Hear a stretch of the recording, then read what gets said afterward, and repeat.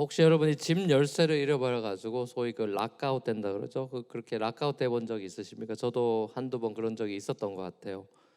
그런 일을 당하고 굉장히 그 안타깝죠. 그리고 락스미스 불은 뭐 몇백 불씩 하고 막 그랬던 것 같은데, 그런 일을 저도 겪었던 것 같아요. 그 이후로 제가 스페어 키를 이제 복사를 해가지고 현관문 앞에 뭐 항아리라든지 이런 거에다가 숨겨놓고 뭐 그랬던 기억이 납니다.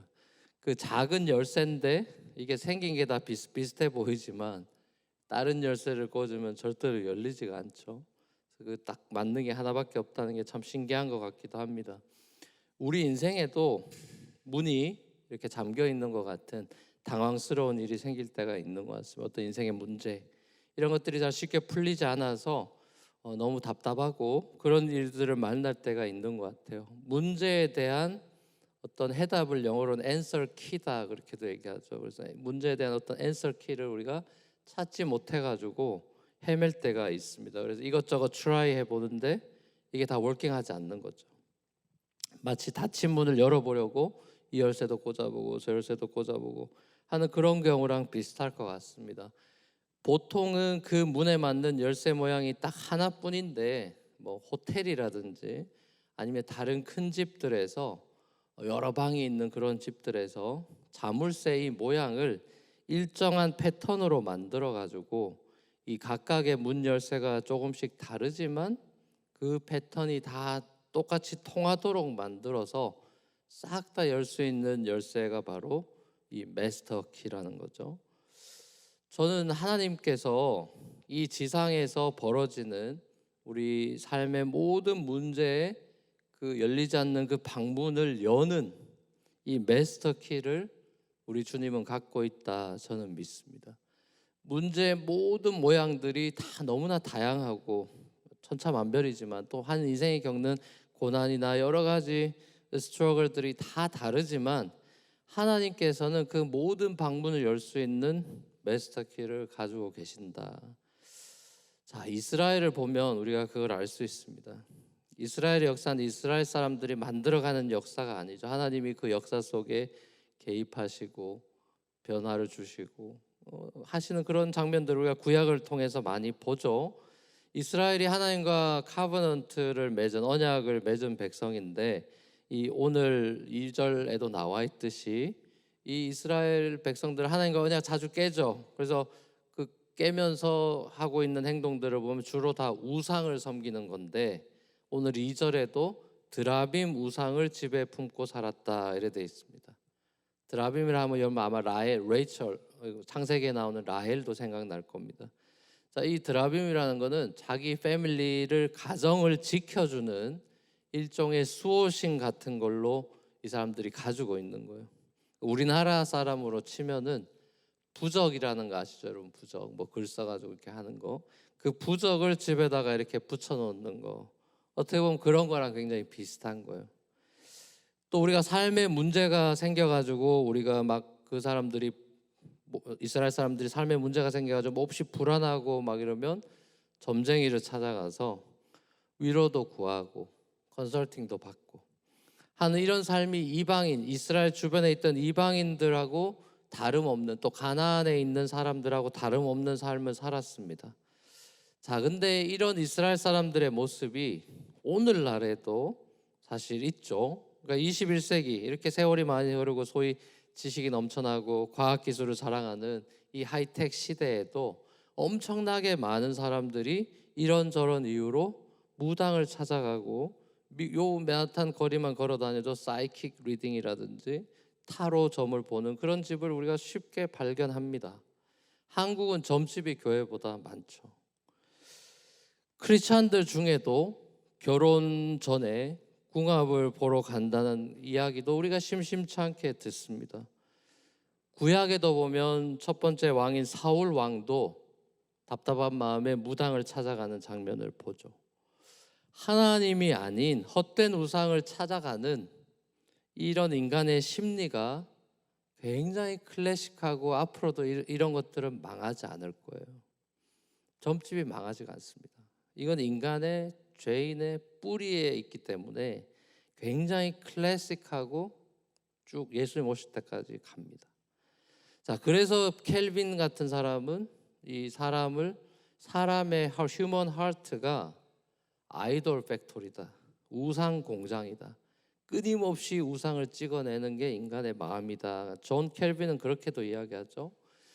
죄인인 인간은 하나님을 찾기보다 늘 눈에 안 보이는 하나님보다 당장 눈에 보이는 다른 그 어떤 것에서 만족감과 시큐리티, 안정감을 찾으려고 하는 게 죄인된 인간의 특징이죠. 예를 들면 이런 거예요. 마치 운동을 열심히 해서 꾸준하게 해서 건강에 의사 선생님들한테 가면 운동하세요, 뭐 덜 먹으세요, 맨날 그런 얘기 하는데 우리가 알아요. 운동해서 건강해져야 된다는 걸 알지만 우리의 현실은 뭡니까? 건강 보조제에 의존하는 경우가 많죠. 홍삼을 먹는다, 뭐 몸에 좋은 걸 뭐 먹는다, 뭐 살 빼는 약을 먹는다, 이런 식으로 그런 건강 보조제를 먹고 마치 또 아침에 그래서 홍삼을 마시고 출근하면 뭔가 오늘은 건강해진 것 같은 그런 느낌, 그런 거 이제 플래시보 효과라 그러죠. 자, 이런 거에 빠지는 인간의 심리를 우리가 보는 겁니다. 그러니까 인간이 얼마나 어리석고 스스로를 속이는 이 어리석고 미련한 존재냐. 선악과가 있을 때 따먹지 말라고 했을 때 따먹었죠, 욕심으로. 자, 선악과를 따먹었는데 그러면은 선악을 알게 하는 나무를 따먹었으면 인간이 선악을 알 것 같잖아요. 선악과를 따먹고 인간은 선악을 구별 못하고 악만 저지르는 존재가 됐잖아요. 아이러니죠.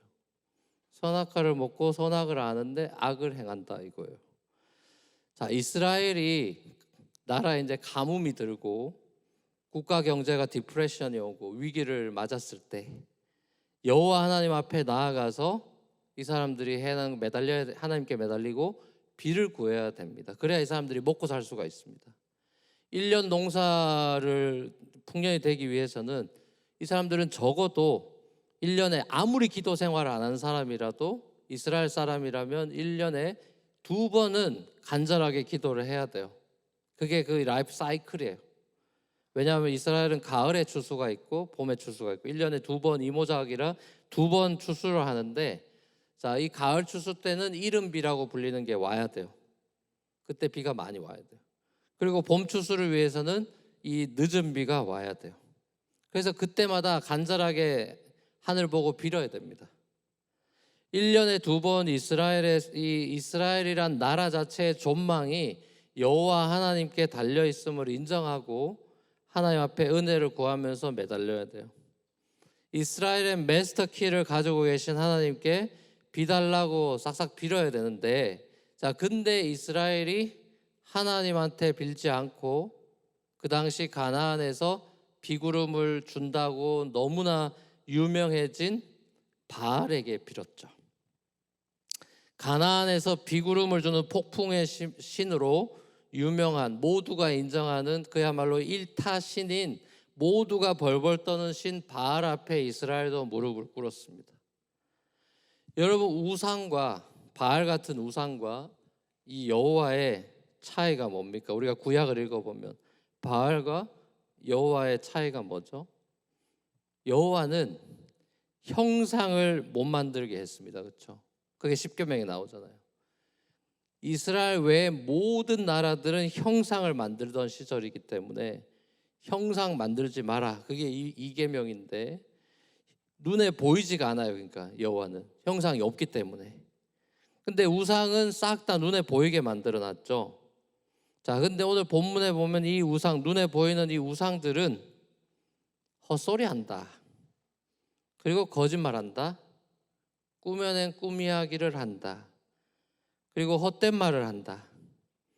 근데 여러분, 사람들은 그게 헛된 말이든 뭐가 됐던 간에 사람들의 이 심리는 내가 듣고 싶은 말을 듣고 싶어 하죠. 그러니까 사람들은 당장 내가 듣고 싶은 말을 원하기 때문에 그 거짓이라 할지라도 내게 위로를 주면 그걸 덥석 무는 게 인간이에요.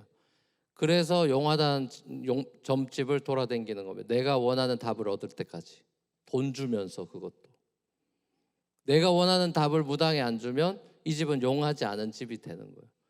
그 답을 얻을 때까지 돈 주면서 돌아다니는 거예요. 교회를 찾으러 돌아다니는 사람 중에도 그런 사람들이 있죠. 헌금 내면서 내가 듣고 싶은 설교를 들을 때까지 돌아다니는 거예요. 비슷합니다, 여러분. 자, 근데 우상이라는 거는 왜 하나님이 우상을 만들지도 말고 섬기지도 말라고 했느냐가 중요하죠. 왜냐하면 우상은 우리 인생을 방황하게 만들고 길을 잃게 만들고 궁극적으로는 파멸에 이르게 하기 때문에 그런 거예요. 우상이 좋은 거면 하나님이 못 만들게 할 이유가 없죠. 그래서 결국에는 이스라엘이 바알 앞에 절하고 하나님을 버리고 그런 삶을 사라져 갔을 때 어떤 일이 벌어집니까? 공동체가 파괴되는 거예요. 서로 난리가 나는 거죠. 간음하고 온갖 나쁜 짓들을 다 하게 되는 겁니다. 우상을 섬기면 그렇게 되는 거예요. 현대판 우상, 오늘날 현대판 우상의 끝판왕이 뭐냐? 이 현대판 이 우상의 끝판왕이 뭘 것 같습니까? 그 우상의 끝판왕이 뭐냐 하면은 바로 이단이나 사이비예요. 이단이나 사이비가 우상의 끝판왕을 보여주는 겁니다. 이 이단 사이비는 일단 자극적이죠. 바알 숭배처럼 자극적이에요. 그리고 사람들에게 두려움을 심어줍니다. 이단 사이비들의 특징은 너 이거 안 하면 지옥 간다는 식으로 얘기를 해요.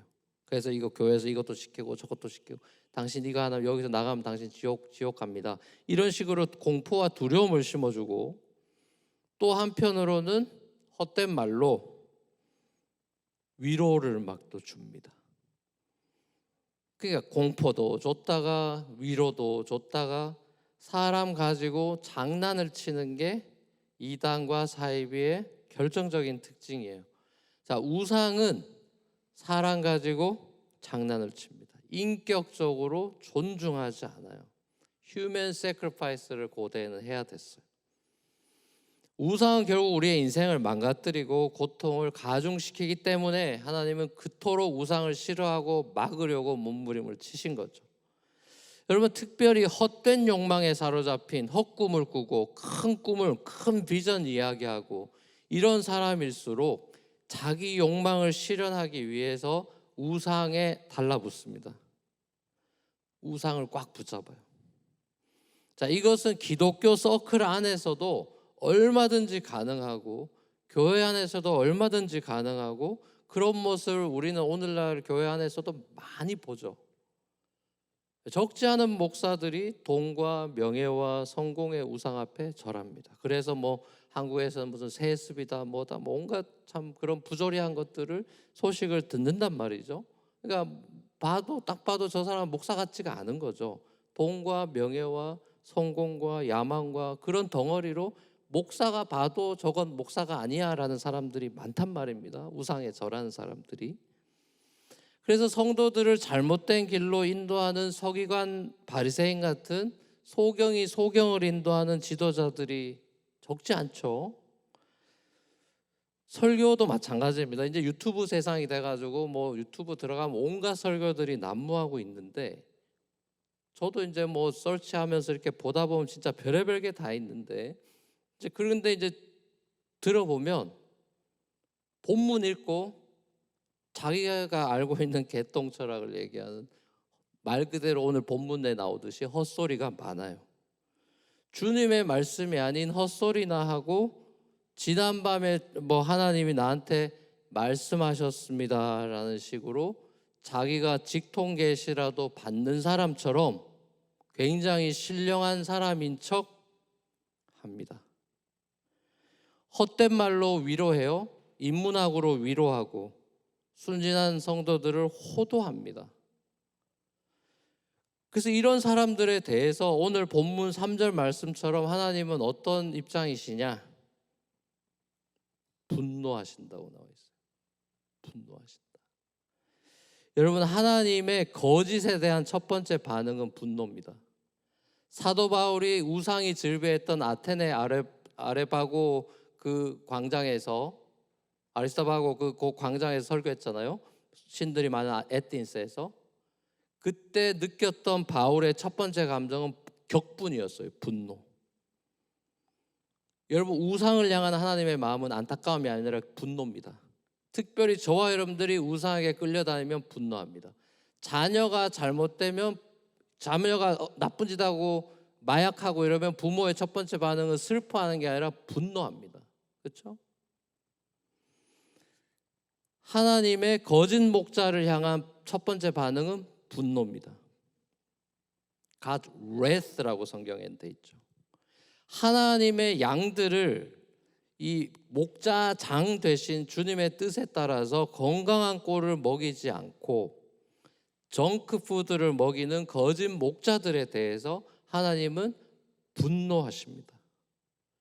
이건 신약도 마찬가지예요. 구약의 하나님이 막 성미 마르고 화 많이 내는 하나님, 그런 게 아니라 이건 하나님의 캐릭터고 성품이에요. 분노할 때 분노하실 줄 아는 분이라는 건 굉장히 중요한 거예요. 로마서 1장에서 바울도 얘기하는 겁니다. 자, 근데 신약의 예수님을 보십시오, 여러분. 예수님이 분노합니까, 안 합니까? 예수님 분노합니다. 상 뒤집습니다. 누구한테 분노했죠? 유일한 대상은요, 창녀나 무슨 다른 세리니 이런 사람들한테 분노하는 장면이 복음서에 나와 있지 않아요. 예수님이 유일하게 분노하는 장면은 거짓 목자들, 서기관과 바리새인들, 종교 지도자들에 대해서 열받으시고 분노하고 상 뒤집습니다. 자, 그런 거짓 목자들 때문에 백성들이 호도되고 다 멸망길로 가기 때문에 하나님이 가만두지 않습니다. 이스라엘의 이런 캐캐묵은 우상의 문제를 해결할 지도자가 이스라엘엔 없는 거예요. 잠깐씩 리포메이션, 개혁 운동이 이제 일어나죠. 정화 작업들이. 근데 그마저도 오래 못 갑니다. 왕이 좀, 요시야 같은 사람이 개혁도 해놓고 좀 하면 그 다음 왕이 다 뒤집어 놓습니다. 정권 바뀌면 다 도루묵이 되는 거예요.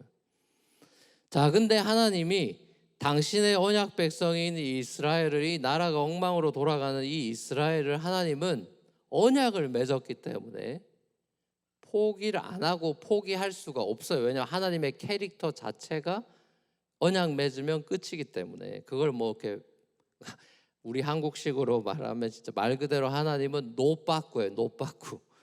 되돌이키는 게 없습니다. 이제 이게 딱 락이 돼버리는 겁니다. 이스라엘과는 락이 된 거예요.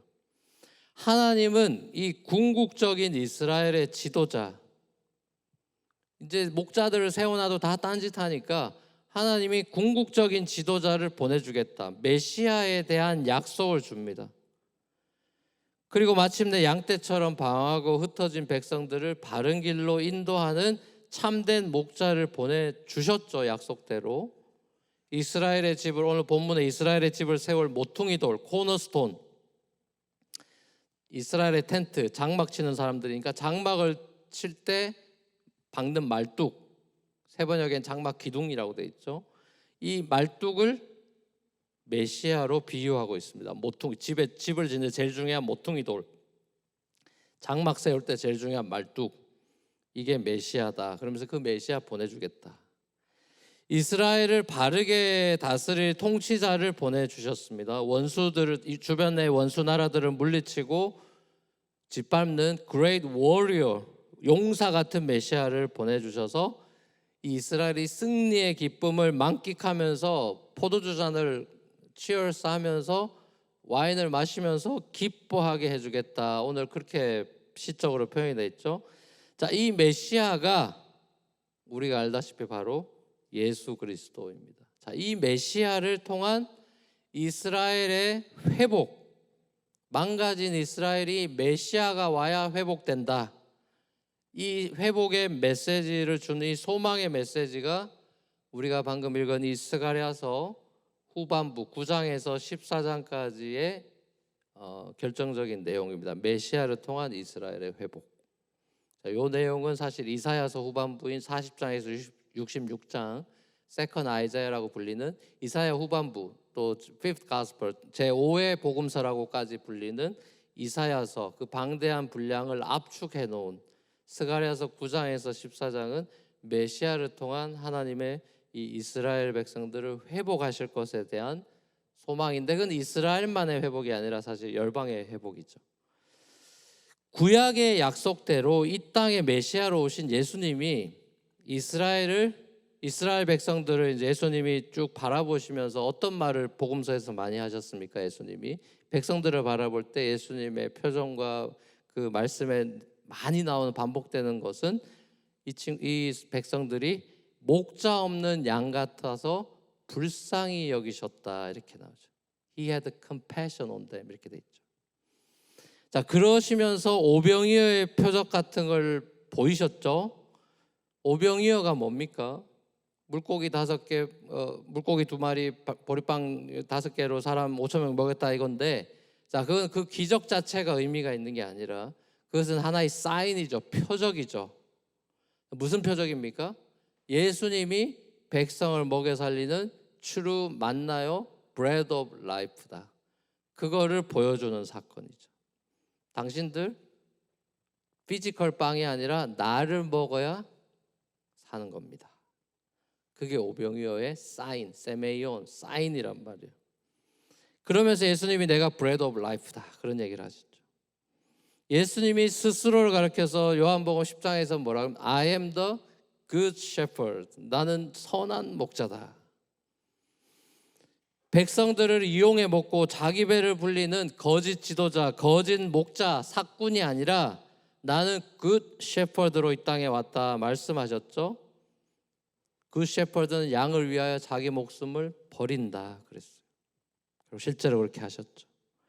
백성들이 이제는 먹고 살기 위해서 너희들이 우상 쫓아다니면서 거기 절하면서 어떻게 하든지 먹고 살려고 발부둥 치고 그렇게 살지 말고 너희가 나를 먹고 나를 마시면 영원히 산다라고 굿뉴스를 선포하셨어요. 생명의 주인 되신 그리스도와 더불어 먹고 마시는 영원한 생명의 관계로 자신의 백성들을 초대하셨습니다.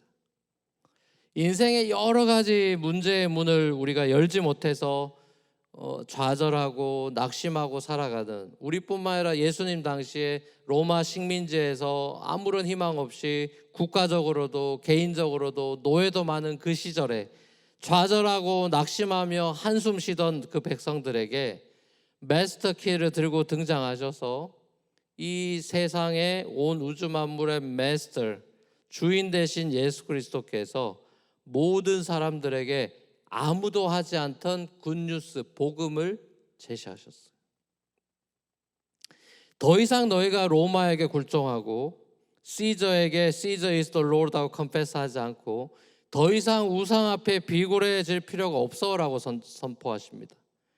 더 이상 네가 네 욕망에 사로잡혀서 자기 욕망을 투영해서 뭔가 여기서 대단한 걸 이 땅에서 이뤄서 내가 이렇게 괜찮은 사람이야 라는 자기 증명의 욕망의 포로로 너희들은 살 필요가 없다. 고난과 질병과 여러 가지 삶의 문제 속에 함몰되어서 영원한 하나님 나라의 비전을 잃어버리고 마지못해 살아가는, 죽어 못 사는 그런 희망 없는 삶을 너희는 살 필요가 없다. 드디어 진짜가 나타났다. 진짜 메시아가 오셨기 때문이죠. 진짜가 등장하면 가짜는 우스워 보입니다. 가짜 인생이 아니라 진짜 인생을 살 수 있는 인생의 문을 예수님이 활짝 열어버리셨죠.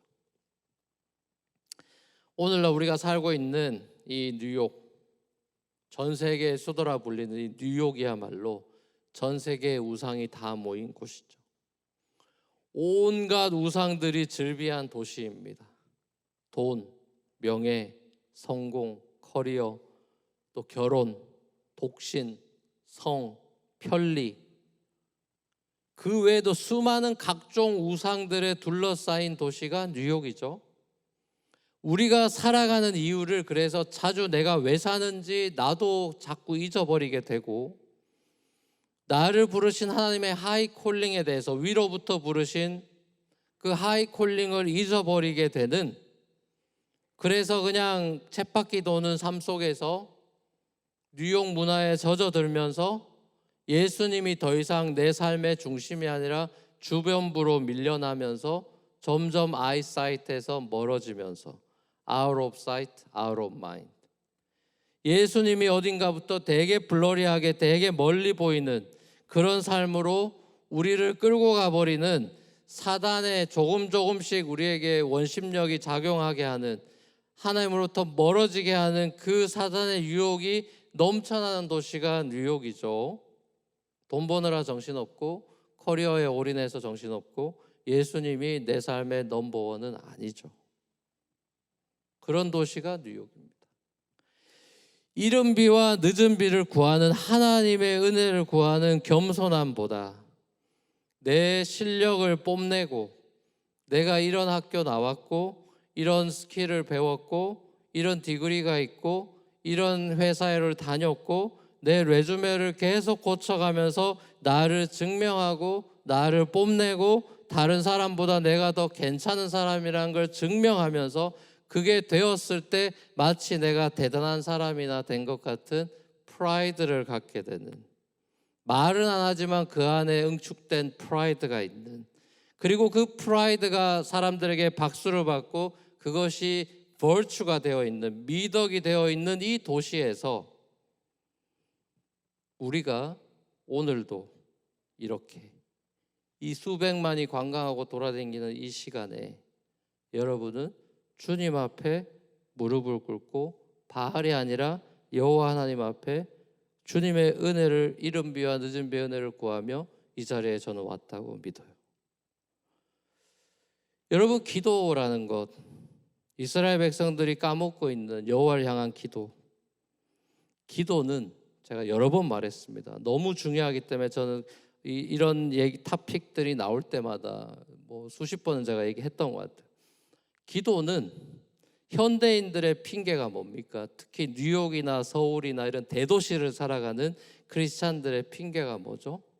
요즘 너무 바빠서 진짜 뭐 기도나 큐티나 이런 거 할 시간이 없습니다, 그러죠. 기도는 바빠서 못하는 게 아니라 교만해서 못하는 겁니다. 이거는 100% 확신할 수 있습니다. 기도는 바빠서 못하는 게 아니라 교만해서 못하는 게 아니라 안 하는 겁니다. 기도는 바빠서 못하는 게 아니라 교만해서 안 하는 것입니다. 예배는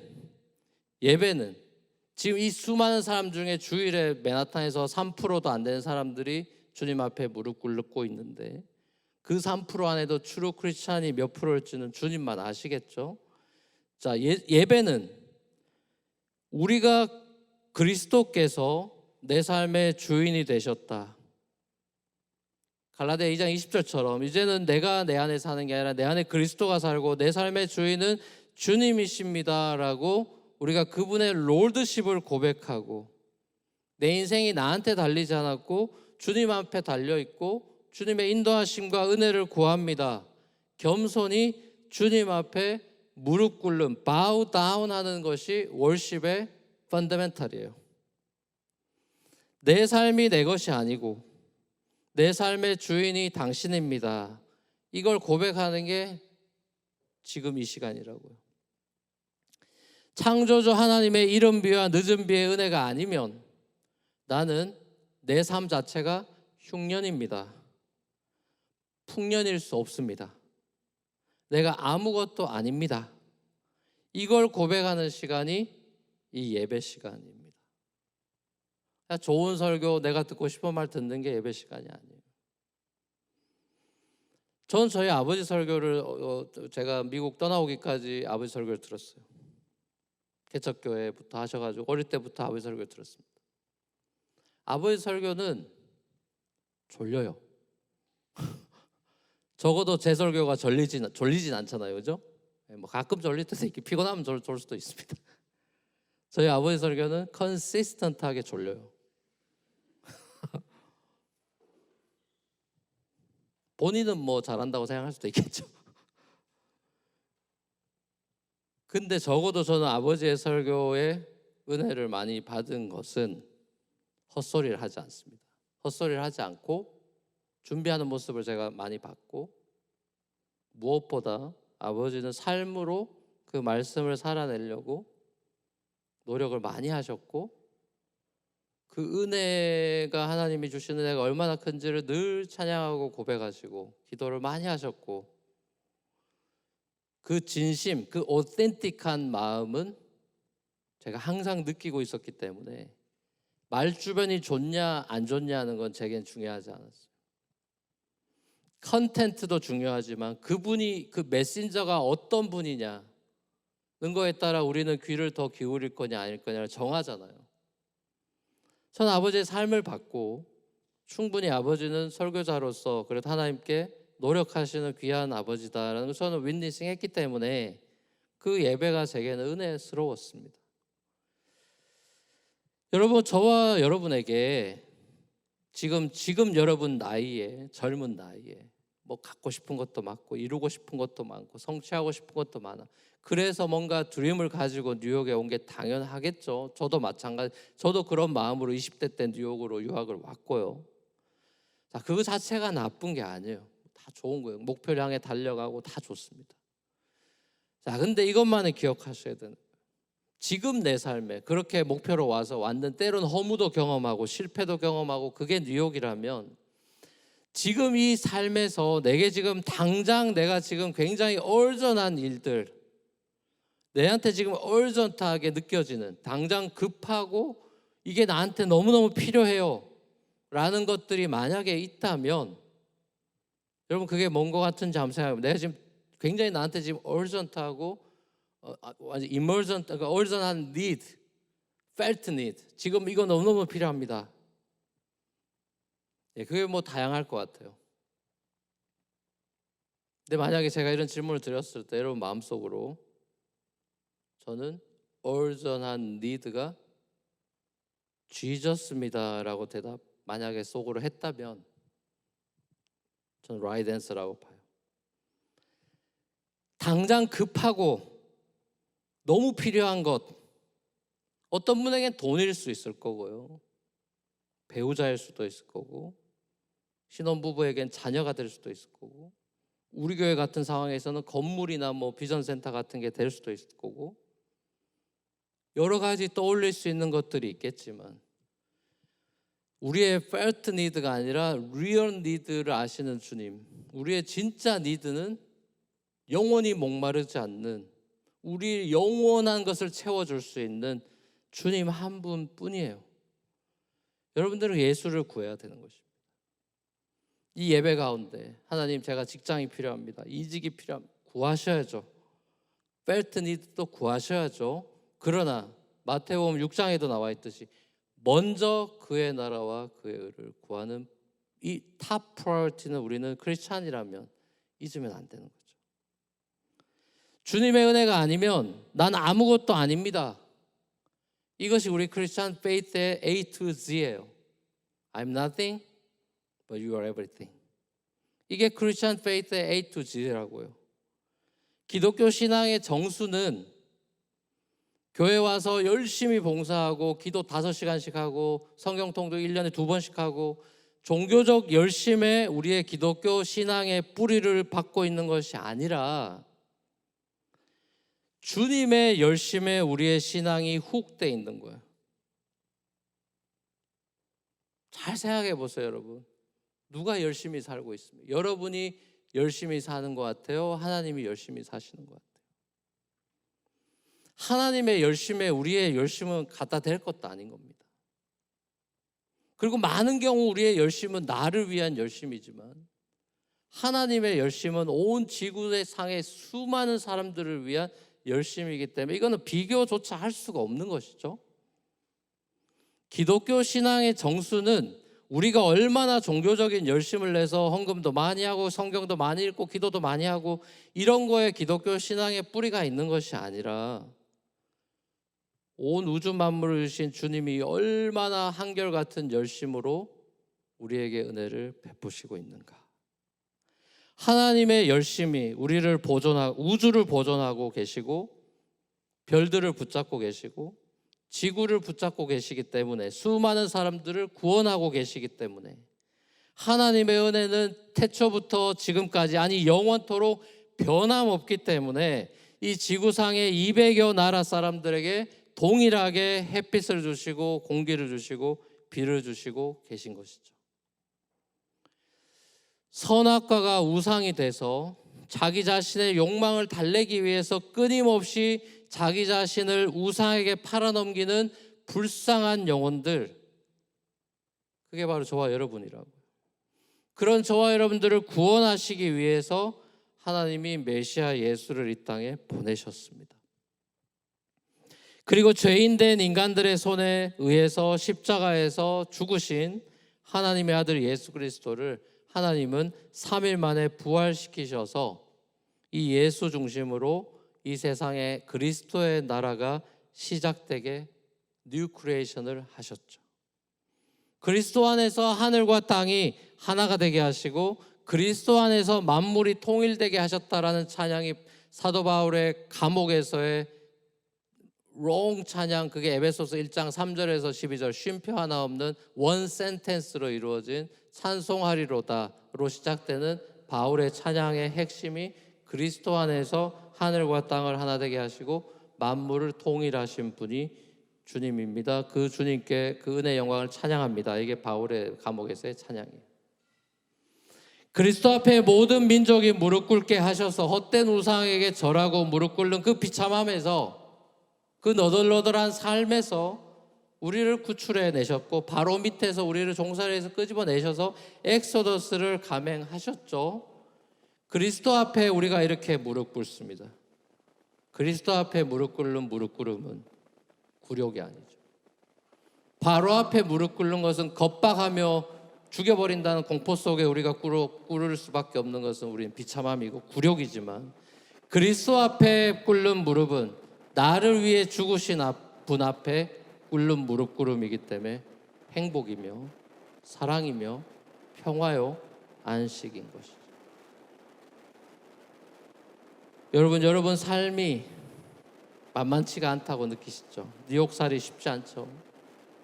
공부하는 분들은 이 공부 정말 언제 끝나나 싶기도 하고, 내가 끝낼 수 있을까 두려움도 있을 수 있고, 직장 생활하는 분들은 내가 이 직장을 언제까지 다닐 수 있을까, 육아하는 엄마들은 이 아이가 언제 크지, 일과 육아를 병행하는 워킹맘은 내가 일도 하고 애도 키우랴 너무너무 피곤하다, 치열하다, 고단하다. 이따금씩 밀려오는 왠지 모를 불안감, 미래에 대한 걱정들, 그리고 내가 할 수 있는 게 별로 없다라는 무기력감, 이런 것 때문에 많은 현대인들은 당황스러워합니다. 아마 저와 여러분들이 크게 예외가 아닐 가능성이 많아요. 내 인생에서 왠지 풀리지 않을 것만 같은 답답함 속에서 기도해도 소용없는 것 같은 낙심과 좌절을 겪기도 하실 겁니다. 그렇죠? 그럼에도 불구하고 우리 주님이 여러분의 삶을 여러분보다 훨씬 더 소중하게 여기시기 때문에 예수님을 보내셔서 죽이기까지 하신 거죠. 여러분의 삶이, 인생이 소중하지 않은데 예수님이 왜 오셨고 왜 죽으셨겠어요? 여러분의 값어치가 그 예수의 피값이잖아요. 주님이 여러분의 삶을 여러분보다 더 귀하게, 프레셔스하게 여기고 여러분의 인생길을 뷰티풀하게, 아름답게 하시려고 주님은 지금까지도 열심을 내고 계시고 앞으로도 열심을 내실 거예요. 보이지 않아도 주님은 여러분 삶 속에서 일하시고 쉬었다 하더라도 기다리고 계시고, 그 기다림조차도 주님의 일하심이죠. 사망이나 생명이나 그 어떤 피조물이라도 그리스도 안에 있는 하나님의 사랑에서 결코 끊을 수 없으리다. 바울의 찬양이죠. 하나님의 은혜의 단비가 시절을 쫓아 반드시 저와 여러분의 삶에 은혜의 단비가 내리고야 말 것입니다. 인생의 문이 굳게 닫혀 있는 그 여러분 앞에, 그래서 여러분의 키가 없어서 이건 열 수 없는 문제야, 이건 해결될 수 없는 문제야 라고 오히려 굳게 닫힌 문보다 더 여러분의 마음의 문이 굳게 닫혀 있을 때 주님은 등장하십니다. 아브라함의 이야기가 그런 걸 보여주죠. 이젠 아기 가질 수 없는 모든 소망이 다 끊어져서 하늘의 별과 같은 자녀 주겠다는데 아니 한 명도 안 주신 분이 이게 도대체 무슨 비전이라고 주는 겁니까? 모든 꿈이 다 사라졌을 때, 경수가 끊어지고 모든 소망이 다 끊어졌을 때, 그때 드디어 하나님이 천사로 등장하시죠. 여러분이 키를 잃어버려서 당황하는 그 순간 주님이 마스터 키를 가지고 등장하시죠. 주님의 때, 주님의 방법으로, 주님의 뜻대로 열리지 않을 것 같은 그 문이 철커덕 열리는 것입니다. 그래서 우리는 그분의 선하심과 인자하심을 감사하면서 노래하게 되는 것입니다. 그게 성경의 이야기예요. 그게 저와 여러분들의 이야기예요. 하나님께서 우리 대신 죽으시고 다시 사신 그 예수 그리스도 때문에 우리를 불쌍히 여기시고 우리를 주님께로 돌아오게 하실 것이고, 오늘 본문의 약속의 말씀처럼 우리가 기도할 때마다 응답해 주겠다. 우리를 그리스도 때문에 용사같이 하시고 우리의 마음이 포도주를 마신 듯이 기쁠 것입니다. 그래서 우리와 함께 하신 주님의 은혜로 인해서 저와 여러분들의 결혼한, 이제 앞으로 장차 결혼할 우리 분들은 여러분들의 아들, 딸도 구원을 보고 기뻐하게 될 것입니다. 이것이 오늘 본문을 통해 하나님께서 오늘 우리에게 주시는 약속의 생명의 말씀입니다. 예수 그리스도가 우리 삶에 회복을 주시는 마스터 키이십니다. 그 주님을 바라보십시오. 이 시간 우리 찬양하며 주님 앞에 예수님 바라보며 나아갔으면 좋겠습니다.